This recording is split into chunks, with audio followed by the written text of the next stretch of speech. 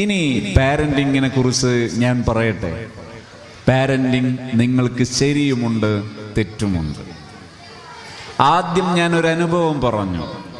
ആ അനുഭവത്തെ താത്വികമായി പറഞ്ഞാൽ എങ്ങനെ പറയേണ്ടതെന്നറിയോ?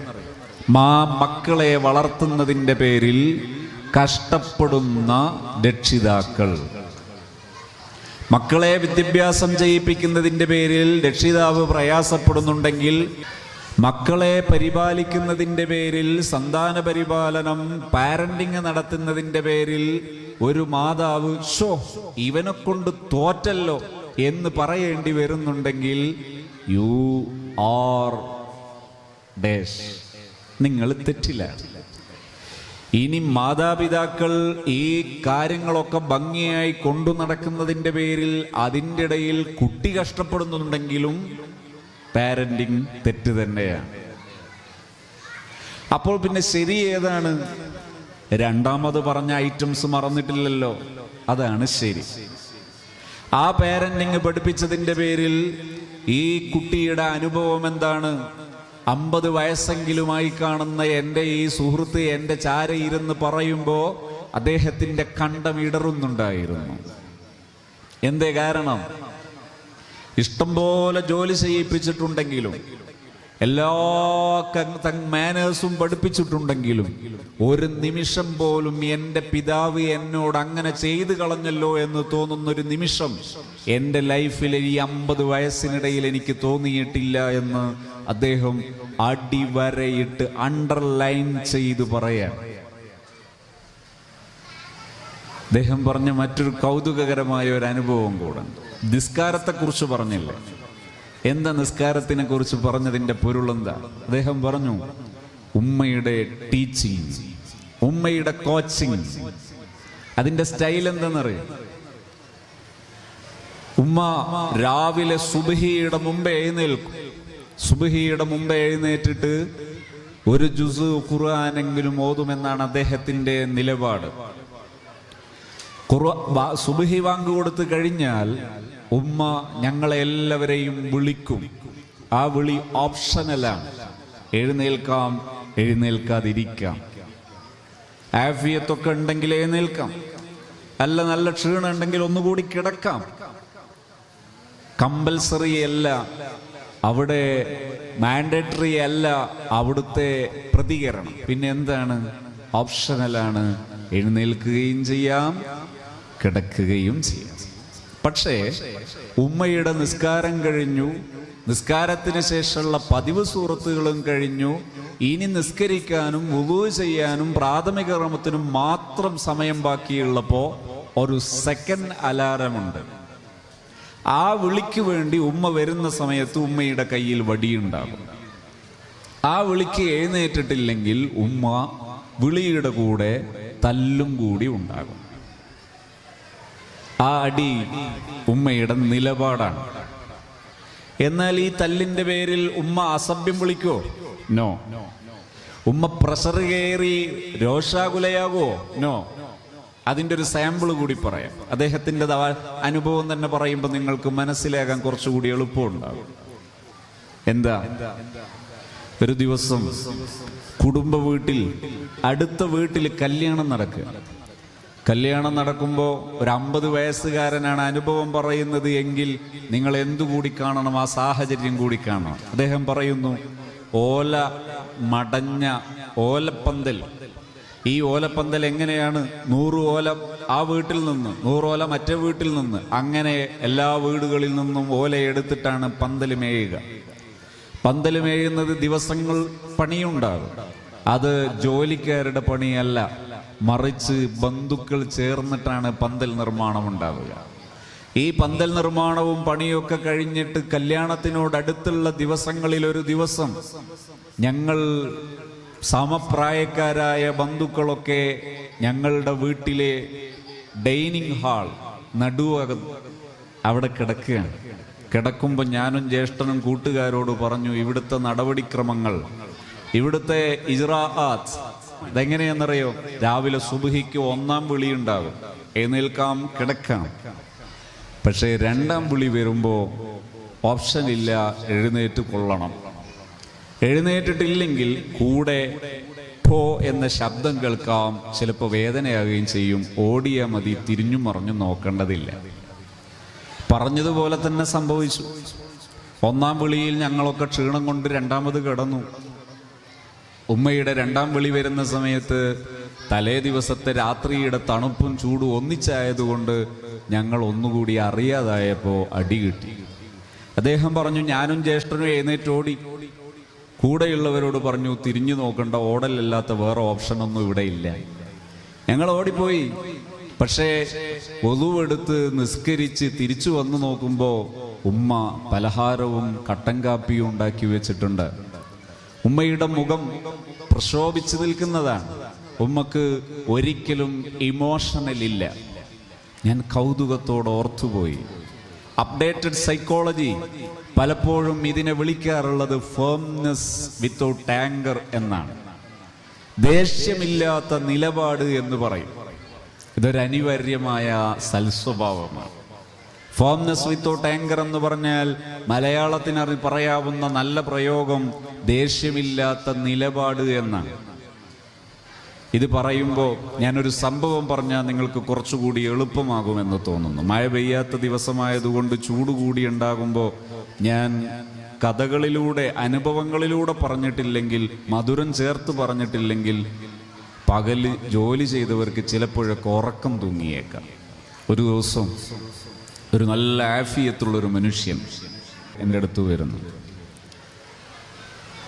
അതായത് ഇതുപോലെ ഒരു പരിപാടിക്ക് പോകുന്നൊരു സമയം. അപ്പോഴാണ് എൻ്റെ സുഹൃത്ത് പറയുന്നത്, അർജൻറ്റായിട്ട് ഒരാൾ മീറ്റ് ചെയ്യണം.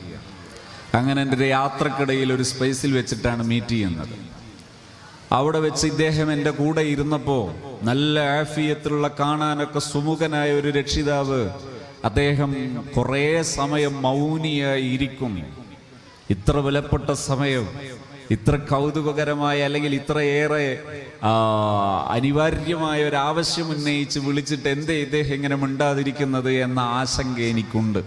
പക്ഷേ മനഃശാസ്ത്രപരമായി അദ്ദേഹത്തിൻ്റെ ഓരോ നിമിഷവും 1000 വാട്ട്സിൽ സംസാരിക്കുന്നുണ്ട്.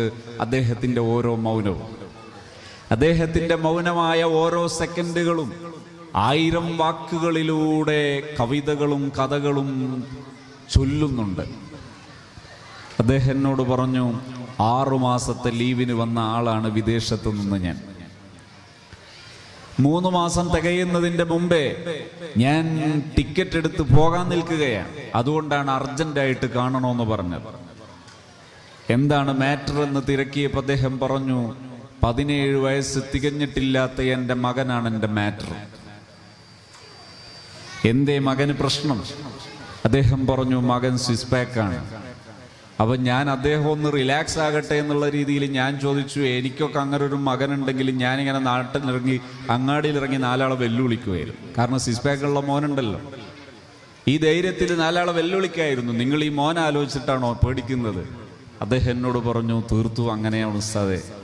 എന്തേ? അദ്ദേഹത്തിൻ്റെ അടുത്ത വിവരണം, എൻ്റെ മകന് ഞാൻ ബുള്ളറ്റ് വാങ്ങിച്ചു കൊടുത്തിട്ടുണ്ട്. 17 തികഞ്ഞിട്ടില്ലാത്ത മകന് ബുള്ളറ്റ് വാങ്ങിച്ചു കൊടുക്കുന്ന രക്ഷിതാവ്. 17 വയസ്സാകാത്ത ഈ മകന് 3 ലക്ഷത്തിൻ്റെയോ അതിൻ്റെ മേലെയോ വില വരുന്ന ബുള്ളറ്റ് വാങ്ങിച്ചു കൊടുക്കുന്ന പിതാവിൻ്റെ ചേതോവികാരം എന്ത്? അദ്ദേഹത്തോട് ഞാൻ ചോദിച്ചിട്ട് എന്ത് സംഭവിച്ചു? അദ്ദേഹം വീണ്ടും സംസാരിക്കുകയാണ്. 85,000-ൻ്റെ ഫോൺ ഞാൻ വാങ്ങിച്ചു കൊടുത്തിട്ടുണ്ട് ഈ മകന്. എന്നിട്ട് എന്ത് പറ്റി? അദ്ദേഹം പറയാണ്, ഇപ്പോൾ ഞാൻ ഈ വന്ന 3 മാസത്തിനിടയിൽ പലപ്പോഴും എൻ്റെ മകൻ്റെ കൂടെ ഇരുന്ന് ഒരു നേരത്തെ ഭക്ഷണം സുഭിക്ഷമായി കഴിക്കണമെന്ന ആഗ്രഹം കൊണ്ട് പലപ്പോഴും നല്ല ഭക്ഷണം ഉണ്ടാക്കി ഞാൻ അവനെ വിളിപ്പിച്ചു. അന്നവൻ ഫോൺ എടുക്കുന്നേയില്ല. ഞാൻ വാങ്ങിച്ചു കൊടുത്ത ബുള്ളറ്റ് ഉപയോഗിച്ച് അവൻ പലയിടത്തും പോയി രാത്രിയിലെ സമയം ചിലവഴിക്കുമ്പോഴും അവൻ ഞാൻ വാങ്ങിച്ചു കൊടുത്ത ഫോണിൽ നിന്ന് ഞാൻ വിളിച്ചൊരു കോൾ അറ്റൻഡ് ചെയ്യാൻ അവൻ മനസ്സ് കാണിക്കുന്നില്ല. അവൻ എൻ്റെ കൂടെ ഭക്ഷണം കഴിക്കാനൊന്നും വരുന്നില്ല.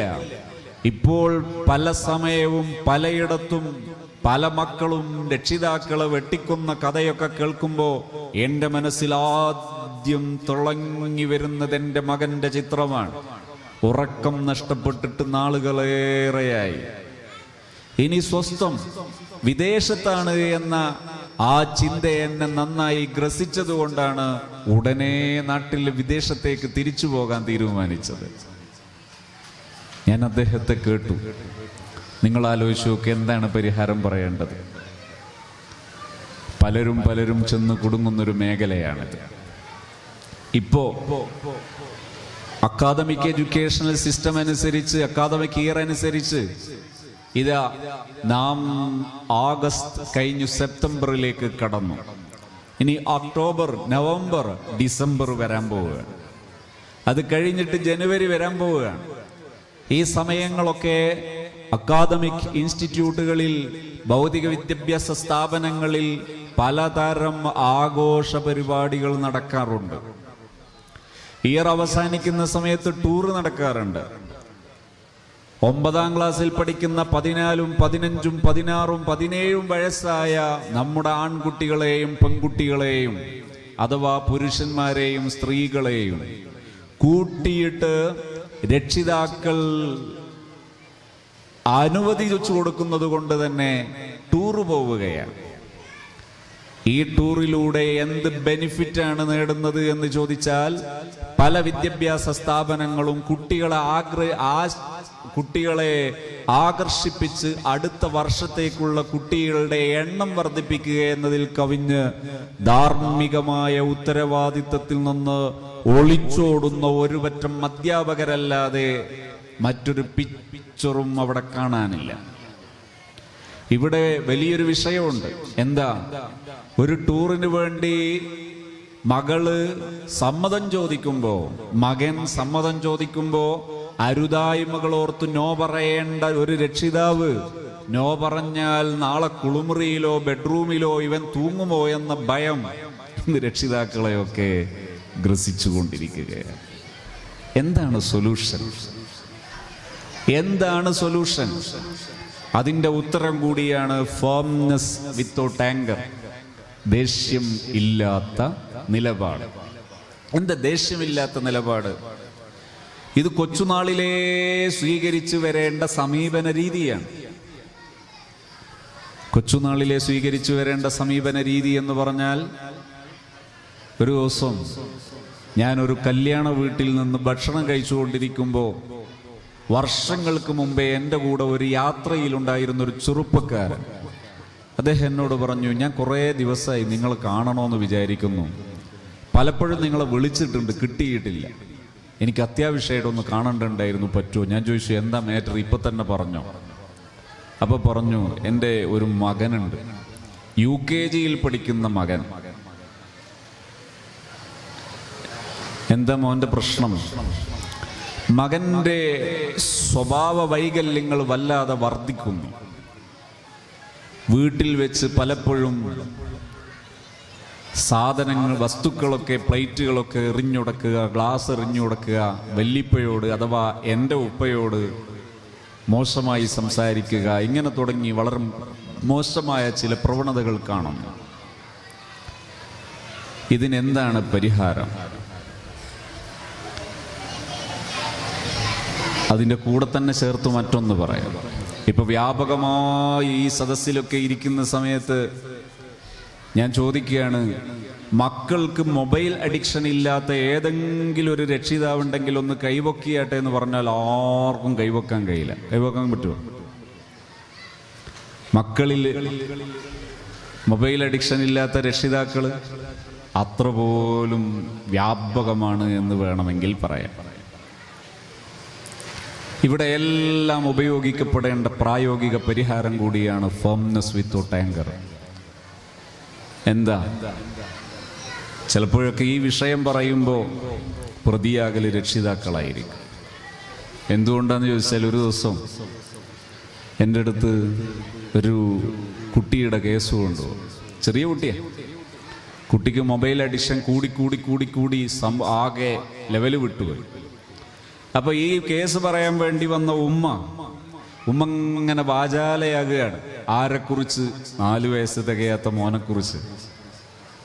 ഞാനിങ്ങനെ കരുതി ഇത് 40 വയസ്സായി ഇനി എന്തായിരിക്കും കഥ, പുസ്തകം എഴുതേണ്ടി വരും. അങ്ങനെ ഇതെല്ലാം പറഞ്ഞു തീർന്ന് ഞാനിങ്ങനെ പരിഹാരം തുടങ്ങാന്ന് കരുതി നിൽക്കുമ്പോൾ ബാക്കിൽ നിന്നൊരു വർത്തമാനം. അതാരാ? വല്യപ്പയാണ് വന്നത്. കുട്ടിയും കുട്ടിയുടെ ഉമ്മയും കൂടെ വല്യപ്പയാ വന്നത്. വല്യപ്പ പറഞ്ഞു, കുട്ടിൻ്റെത് തീർന്നിട്ടില്ലെങ്കിൽ കുഴപ്പമില്ല, നിങ്ങളെ തള്ളൻ്റെ പ്രശ്നം തീർത്തു തരണം, മാതാവിൻ്റെ പ്രശ്നം തീർത്തു തരണം. ഞാൻ ചോദിച്ചു എന്തേ? ഞാൻ അയാളെ മുഖത്ത് നോക്കിയപ്പോൾ അയാൾ പറഞ്ഞു, ചെമ്പ് ഇപ്പം 3 എണ്ണം കത്തിപ്പോയി. എനിക്ക് മനസ്സിലായില്ല. നിങ്ങൾക്ക് മനസ്സിലാകുന്നുണ്ട്? ഞാൻ വിശദീകരിച്ചു തരാം. ചോറിന് വേണ്ടി ആദ്യം വെള്ളം വെക്കും ചെമ്പിൽ. അത് പലപ്പോഴും ഗ്യാസുമ്മല വെക്കുക. ഇപ്പോൾ ഗ്യാസുമ്മൽ വെച്ചിട്ട് 11 മണിക്കായിരിക്കും ഇത് വെച്ചിട്ടുണ്ടാകുക. 20 മിനിറ്റ് കഴിഞ്ഞാൽ അരി ഇടണം, അല്ലെങ്കിൽ 15 മിനിറ്റ് കഴിഞ്ഞാൽ അരി ഇടണം. ഇത് 15 കഴിഞ്ഞു, 35 കഴിഞ്ഞു, 45 കഴിഞ്ഞു. 1 മണിയായപ്പോൾ അപ്പുറത്തെ വീട്ടിൽ നിന്ന് ചോദിക്കുന്നു, എന്തൊരു സ്മെല്ല് വരുന്നു. നോക്കുമ്പോൾ വെള്ളം തീർത്ത് വറ്റിയതിന് ശേഷം ചെമ്പിൻ്റെ അടി കത്തി ഓട്ടയായിട്ട് അപ്പുറത്തേക്ക് കരി പോകുന്നുണ്ട്, അതിൻ്റെ മണവും പോകുന്നുണ്ട്. ഇങ്ങോട്ട് സ്മെല്ല് വരൂല, കാരണം അടുപ്പിൻ്റെ ഇത് അങ്ങോട്ടാ പോവുക, അപ്പുറത്തെ വീട്ടിലേക്കാ പോവുക. എന്നാൽ ഒന്ന് കത്തിപ്പോയാൽ അടുത്തത് കത്തിപ്പോകുമ്പോൾ ശ്രദ്ധിക്കണ്ടേ? വാട്സപ്പിലാണ്, ഇൻസ്റ്റയിലാണ്, ഷോർട്സിലും റീൽസിലുമാണ്. ഇവിടെ മക്കൾക്ക് അഡിക്ഷൻ ഇല്ലാതിരിക്കാൻ നിങ്ങളൊന്നും ചെയ്യാതിരുന്നാൽ മതി. ഒരഡിക്ഷനും മക്കൾക്ക് ഉണ്ടാവില്ല. അവിടെ സ്വീകരിക്കേണ്ട ഏക നിലപാടുണ്ട്. എന്താ? ഒന്നാമതായി നിങ്ങൾ നേരെയാവുക. രണ്ടാമതായി മക്കൾ ഫോണിന് ചോദിക്കുന്ന സമയത്ത് നിങ്ങൾ ഫേമായിട്ട് പറയുക, നോ, തരില്ല എന്ന് മാത്രം പറയാം. എന്ത് വേണ്ട? തരൂല, അങ്ങനെ പറയണ്ട. അപ്പോഴാ പ്രശ്നം ഉണ്ടാകുക. ഭീഷണിപ്പെടുത്തൽ ഉപേക്ഷിച്ചാൽ മതി, പൊട്ടിത്തെറിക്കൽ ഉപേക്ഷിച്ചാൽ മതി, ആശങ്കകൾ ഉപേക്ഷിച്ചാൽ മതി. ആശങ്കയില്ലാതെ ശാന്തമായി നിങ്ങൾ മക്കളോട് പ്രതികരിച്ചു നോക്ക്. മക്കൾ അനുസരിക്കും. പക്ഷേ ഒന്നാമത്തെ തവണ ഉമ്മയോട് മോള് ഫോൺ ചോദിക്കും, ഉമ്മ ഫോണം തരും. അപ്പോൾ ഉമ്മ പറയും തരൂല. അപ്പം നല്ല ഉമ്മയല്ലേ, ഫോണ് തരുമോ എന്ന് ചോദിക്കും. ഒന്ന് തേനെ ചൂട്ടി ചോദിക്കും. ചില ഉമ്മമാർ അപ്പം വീഴാൻ പാടില്ല. അപ്പോഴും കൊടുക്കാതിരുന്നാൽ കുട്ടി ദേഷ്യപ്പെടും.